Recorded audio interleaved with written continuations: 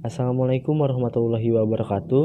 Perkenalkan, kami dari kelompok 1. Di sini kami akan presentasi mengenai hakikat manusia dalam pandangan Islam. Di sini kami akan memberitahukan kepada kalian kajian tentang hakikat manusia, asal-usul kejadian manusia, potensi-potensi manusia, kelemahan-kelemahan manusia, sifat-sifat manusia, kelebihan manusia atas makhluk lain. Oke, untuk mempersingkat waktu, mari kita mulai presentasi ini. Ya, baik. Untuk sub materi pertama akan dijelaskan oleh Mas Roma. Silahkan Mas Roma. Baik, saya akan menjelaskan kajian tentang hakikat manusia. Pemikiran tentang hakikat manusia sejak zaman dahulu sampai zaman modern ini juga belum berakhir dan tak akan berakhir. Ternyata orang menyelidiki manusia dari berbagai sudut pandang. Ada yang memandang manusia dari sudut pandang budaya, yang disebut antropologi budaya, dan juga memandang dari segi hakikatnya, yang disebut antropologi filsafat. Memikirkan dan membicarakan mengenai hakikat manusia ini yang menyebabkan orang tidak henti-hentinya berusaha mencari jawaban memuaskan tentang pertanyaan yang mendasar, tentang manusia itu apa, bagaimana, kemana manusia itu nantinya. Berbicara apa itu manusia, ada beberapa aliran yang mendasari, yaitu satu, aliran serba zat, mengatakan bahwa yang sungguh-sungguh ada hanyalah zat atau materi. Kedua, aliran serba roh, berpendapat bahwa segala hakikat sesuatu yang ada di dunia ini adalah roh. Ketiga, aliran dualisme, mencoba untuk meyakinkan dua aliran di atas. Aliran ini menganggap bahwa manusia ini pada hakikatnya terdiri dari dua substansi, yaitu jasmani dan rohani. Kedua substansi ini masing-masing merupakan unsur asalnya, tidak tergantung satu sama lain. Aliran eksistensialisme, yang memandang manusia secara menyeluruh, artinya aliran ini memandang manusia tidak dari sudut zat atau serba roh atau dualisme. Hakikat manusia yang sebenarnya adalah suatu yang melatar belakangi keberadaannya di dunia ini sebagai manusia yang terdiri dari jasmani dan rohani. Sedangkan dalam Islam sendiri, hakikat manusia didasarkan pada apa yang diterangkan dalam Al-Quran atau melalui pengenalan asal kejadian manusia itu sendiri. Hakikat manusia dalam Islam merupakan suatu keberadaan yang mendasari ciptaannya manusia yang telah diberikan amanat untuk mengatur bumi, yaitu untuk mengabdi dan beribadah kepada Allah Subhanahu wa taala. Hakikat manusia sebagai makhluk yang dimuliakan ciptaan, Allah memberikan makna bahwa penciptaan merupakan pihak tertentu dan diciptakan adalah pihak yang ditentukan, baik mengenai kondisi maupun makna penciptaannya. Manusia tidak mempunyai peranan apapun dalam proses dan hasil penciptaan dirinya. Oleh karena itu, tidak membunuh manusia itu merupakan peringatan bagi manusia, seperti halnya manusia tidak ikut menentukan atau memilih orang tuanya, suku, dan bangsa. Oleh karenanya manusia harus menyadari atas ketentuan-ketentuan yang telah diberikan Allah Subhanahu wa taala sebagai makhluk yang mulia. Manusia dapat dilihat dari beberapa hal di antaranya. Satu, manusia adalah makhluk yang keberadaannya di dunia ini untuk mengadakan sesuatu, artinya seorang manusia mempunyai tugas bekerja dalam hidupnya. Kedua, manusia ada untuk berbuat untuk yang baik dan membahagiakan manusia. Artinya, manusia ada untuk mengadakan sesuatu yang benar serta bermanfaat. Tiga, manusia adalah makhluk yang memiliki kebebasan dalam hidup. Keempat, manusia adalah makhluk yang bertanggung jawab. Dan kelima, manusia adalah makhluk yang mempunyai keterbatasan, walaupun manusia adalah makhluk mulia. Baik, saya kemudian dilanjutkan kepada Mbak Naura. Yang selanjutnya adalah asal-usul manusia menurut Al-Quran. Dari zaman dahulu hingga pada saat ini, masih banyak para peneliti yang masih mempertanyakan tentang asal-usul dari manusia yang diciptakan oleh Allah di atas muka bumi ini. Hingga pada saat ini, sudah ada beberapa versi mengenai hal tersebut. Dan sekarang saya akan menjelaskan asal-usul manusia menurut Al-Quran. Di antara sekian banyak penemuan yang sudah didapatkan oleh para peneliti dalam bidang ilmu pengetahuan dan teknologi yang semakin hari semakin canggih, masih ada satu permasalahan yang hingga detik ini masih belum memiliki jawaban dari manusia secara benar dan tepat. Masalah itu adalah asal-usul dari adanya manusia itu sendiri.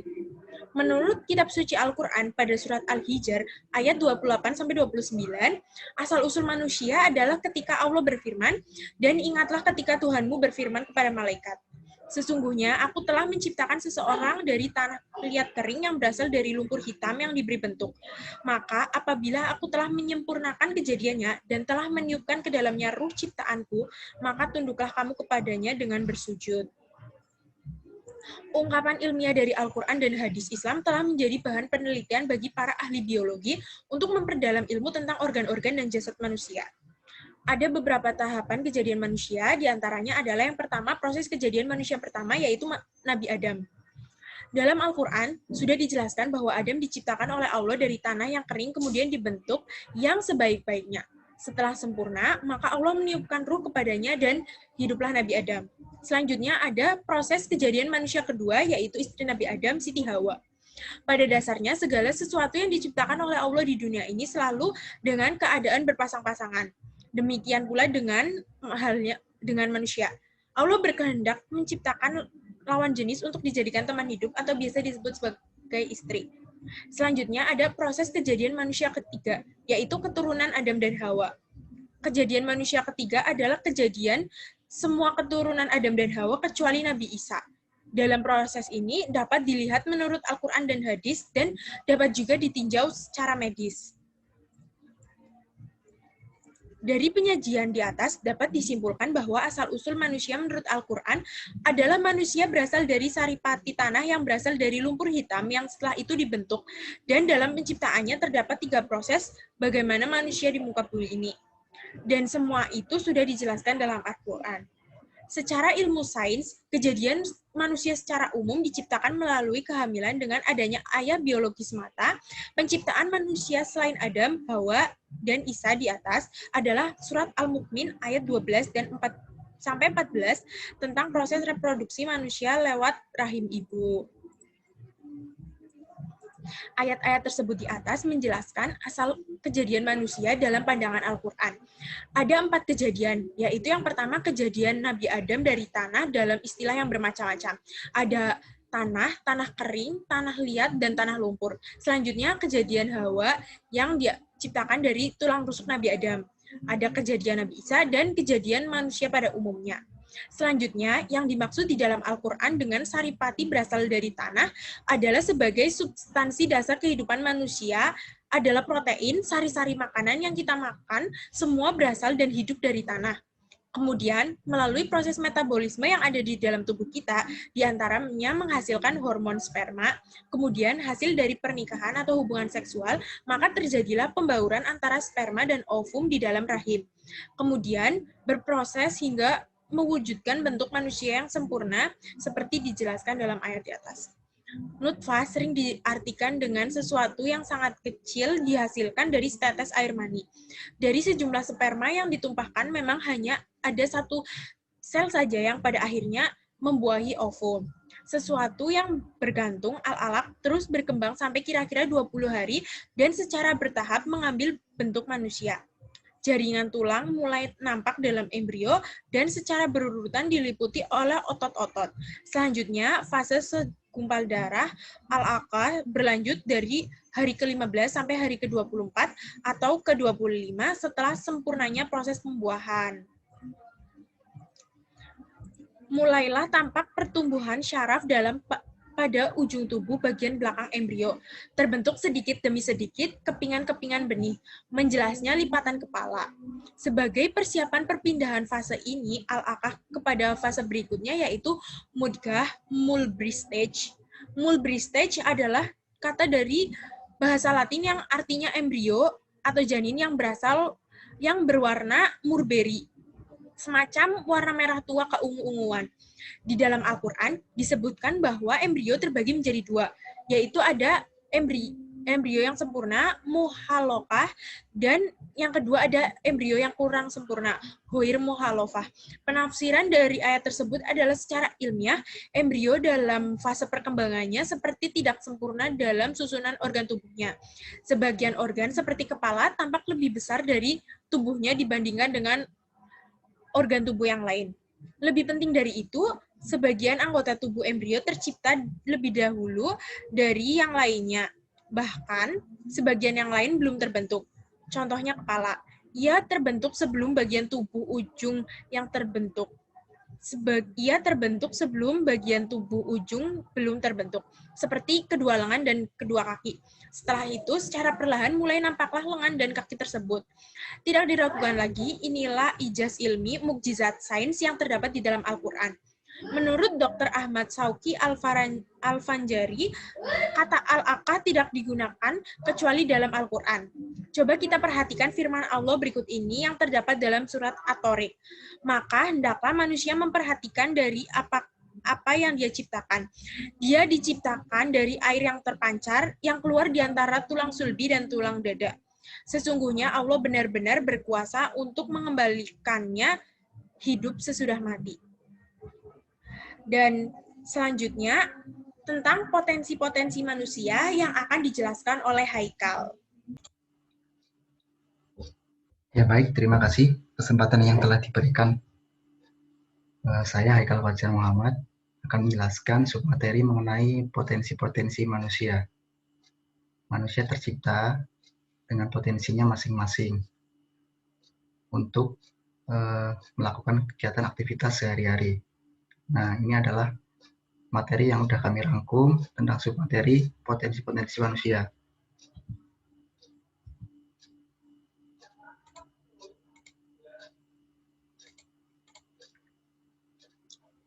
Secara umum, macam-macam potensi manusia adalah sebagai berikut. Yang pertama, potensi fisik. Merupakan organ fisik manusia yang dapat digunakan dan diperdayakan untuk berbagai kepentingan dalam pemenuhan kebutuhan hidup. Potensi fisik berfungsi sesuai dengan jenisnya. Contohnya, mata untuk melihat, telinga untuk mendengar. Oke, selanjutnya nomor 2, potensi mental intelektual. Potensi mental intelektual merupakan potensi kecerdasan yang ada pada otak manusia, terutama otak belahan kiri. Seperti halnya kita dalam menganalisis, ke dalam berhitung, ya itu termasuk potensi tergolong pada potensi mental intelektual. Oke, selanjutnya potensi sosial emosional. Potensi sosial emosional merupakan potensi kecerdasan yang ada pada otak manusia, terutama otak belahan kanan. Kalau intelektual itu berada di otak sebelah kiri, kalau emosional terdapat di otak sebelah kanan. Potensi sosial emosional contohnya mengatur emosional dalam bertanggung jawab dan sebagainya. Potensi emosional biasanya terbentuk atau tercipta di lingkungan keluarga atau lingkungan hidupnya. Selanjutnya, potensi mental spiritual. Potensi mental spiritual merupakan potensi kecerdasan yang bertumbuh pada bagian dalam diri kita yang berhubungan dengan kearifan di luar ego atau jiwa sadar. Potensi ini tumbuh dan berkembang dengan pendidikan seseorang melalui pendidikan agama dan budi pekerti. Potensi ketangguhan. Potensi ketangguhan merupakan potensi kecerdasan manusia yang bertumbuh pada bagian dalam diri kita yang berhubungan dengan keuletan, ketangguhan, dan daya juang yang tinggi. Oke, selanjutnya potensi manusia menurut Al-Quran. Nah, kalau yang tadi saya membahas potensi manusia secara umum, sekarang potensi manusia menurut Al-Quran yang sudah saya rangkum. Jika kita mau merenung, sebenarnya kita diciptakan. Tuhan pasti tidak akan membiarkan hambanya hidup dalam kesengsaraan dan penderitaan. Maka dari itu, Tuhan membekali manusia dengan segenap potensi yang ada dalam dirinya. Potensi itu meliputi yang pertama potensi jasmani, fisik. Yang kedua rohani, spiritual. Yang ketiga akal. Nah, ini kesimpulan dari submateri potensi-potensi yang ada dalam manusia. Kesimpulannya, pada sub ini adalah potensi-potensi tersebut pada dasarnya masih merupakan kemampuan yang belum terwujud secara optimal. Oleh karena itu, dibutuhkan hal lain agar potensi tersebut dapat didayagunakan. Tentu saja manusia mesti memiliki ambisi. Ambisi inilah yang mendorong orang untuk berusaha meraih keinginannya.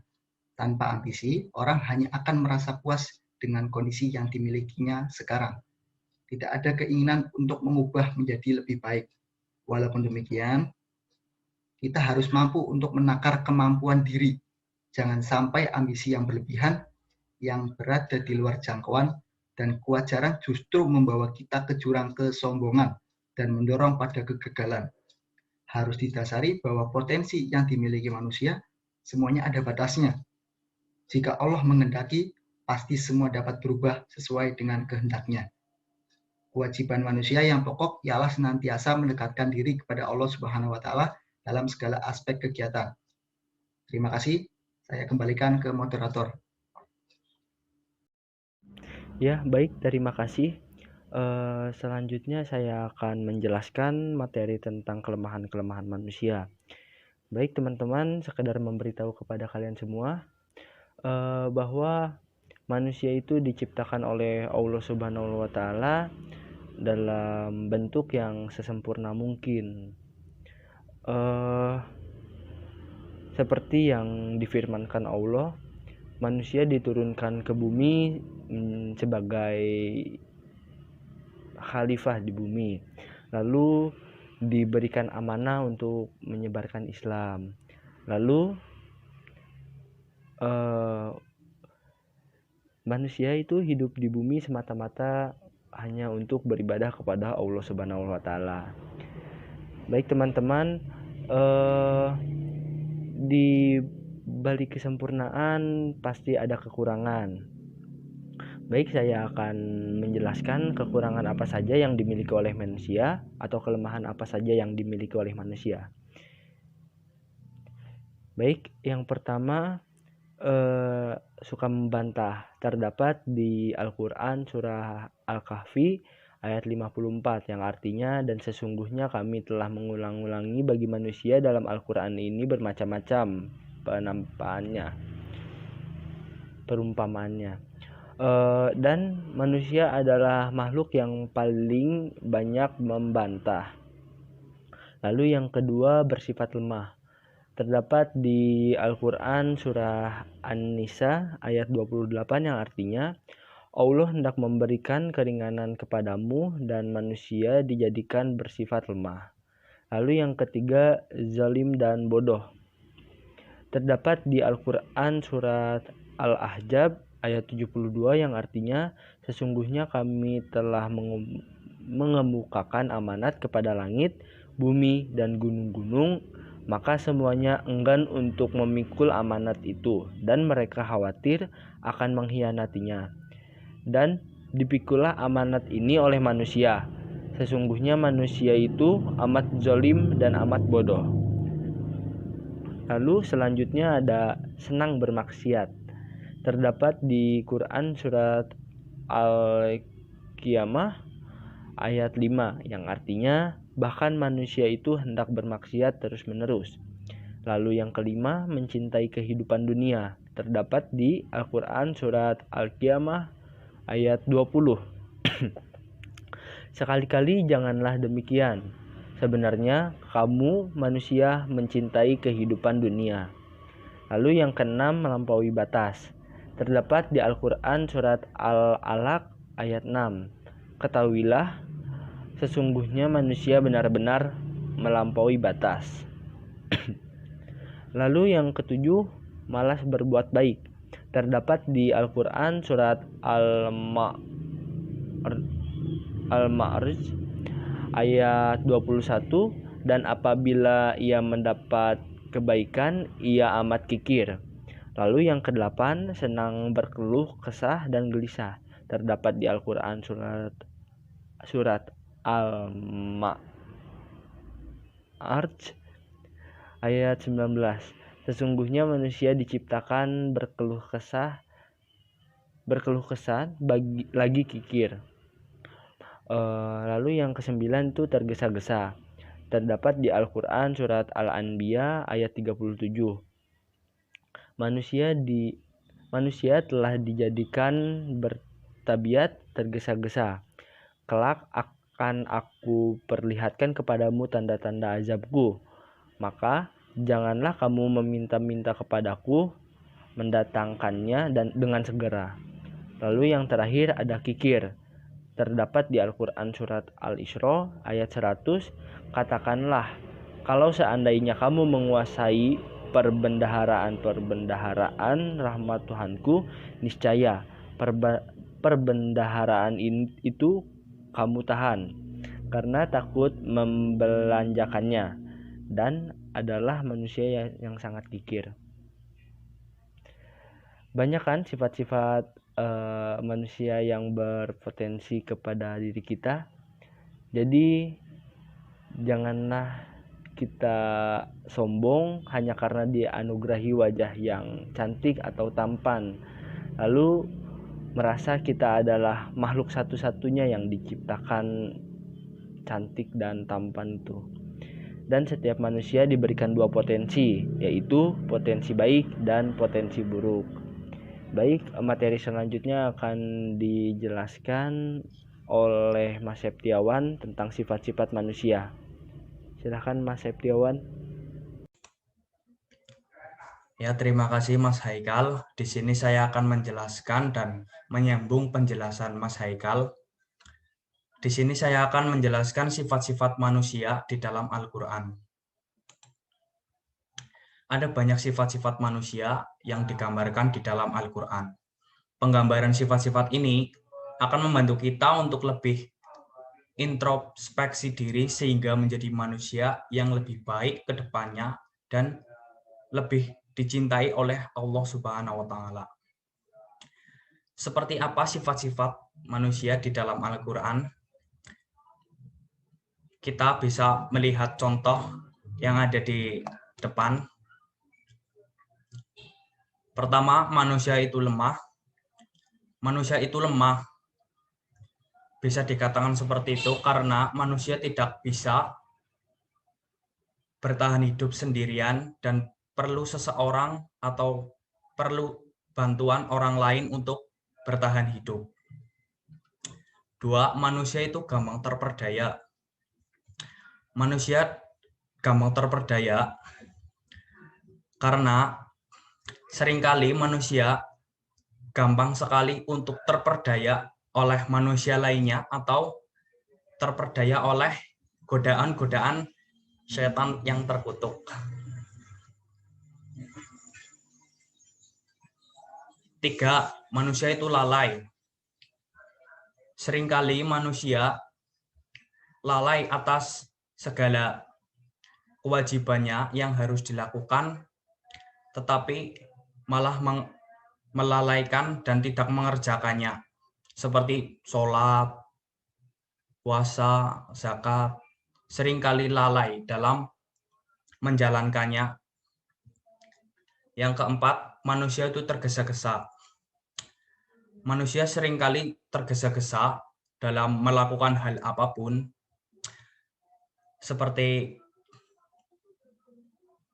mengerjakan sesuatu dengan tergesa-gesa akan menimbulkan hasil yang tidak maksimal dalam pengerjaan sesuatu di dalamnya. 5. Manusia itu suka membantah. Manusia apabila tidak senang atau tidak setuju dengan pendapat orang lain, dia akan membantah dengan argumennya, opininya, agar hatinya puas karena dia tidak senang dengan argumen orang lain itu. Yang keenam, manusia itu pelupa. Ya, bisa disadari penyakit manusia adalah sering lupa akan segala hal, lupa sholat, lupa menjalankan kewajibannya, dan lainnya. Ya, di sini akan saya lanjutkan tentang kelebihan manusia atas makhluk hidup lain. Kelebihan manusia adalah mempunyai akal, sehingga manusia dapat berpikir dengan maksimal berbeda dengan makhluk lainnya. Secara bahasa, manusia berasal dari kata manu atau mens yang dapat diartikan sebagai pikiran, berakal budi, dan makhluk yang mempunyai akal dan budi pekerti. Secara istilah, manusia dapat diartikan sebuah konsep atau sebuah fakta, sebuah gagasan atau realitas sebuah kelompok atau seorang individu yang mempunyai pikiran dan akal. Yes, terima kasih. Saya kembalikan ke moderator. Apabila saya banyak kekurangan, kesalahan kata, mohon dimaafkan. Saya kembalikan ke moderator. Terima kasih. Baik, terima kasih Mas Septiawan. Baik teman-teman, mungkin presentasi hari ini dicukupkan. Mohon maaf jika ada salah-salah kata atau penyampaian kami yang masih kurang lebihnya mohon maaf. Billahi taufiq wal hidayah. Wassalamualaikum warahmatullahi wabarakatuh.